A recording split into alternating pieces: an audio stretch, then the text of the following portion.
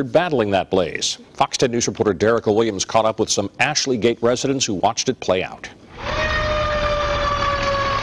The images and video sent in from a resident in the Ashley Gates apartments shows just how intense the fire was. Flames were seen shooting from a second-floor apartment. The second-floor unit is a total loss. The ceiling has collapsed. It's now in the floor, and most everything in it is burned. Only a few items remained recognizable in this charred apartment. Fortunately, the victim, who was inside and initially unaware of the blaze, made it out okay.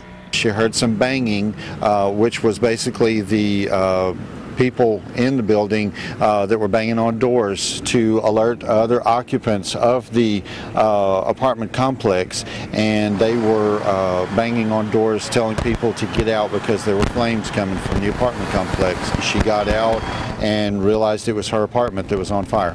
With 3 smoke detectors inside, how was the victim unaware? None of them went off. An occupant of the apartment has told me that he checked them earlier in the week and they were all working fine.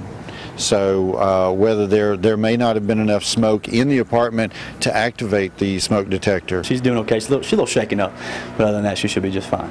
John Erdlitz is thankful his neighbor is okay, as well as his apartment across the hall. Thankfully, this breezeway was here. Firefighters had to make trench cuts through the attic so they could stop the smoke and heat from spreading to other apartments.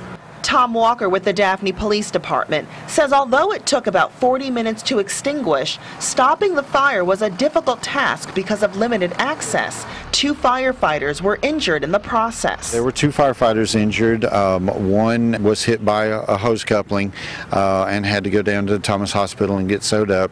The other firefighter fell from a standing position and injured his back. He landed on his air tank. While those firefighters were treated and released, fire officials returned to the singed scene to figure out where and how the fire started. Reporting from Daphne, Derica Williams, Fox 10 News. And there's still no word tonight what started that fire. Investigators say the blaze was contained to 1 unit, but the apartment below suffered some water damage, and the 2 units on either side had some smoke damage. All the residents have since been relocated.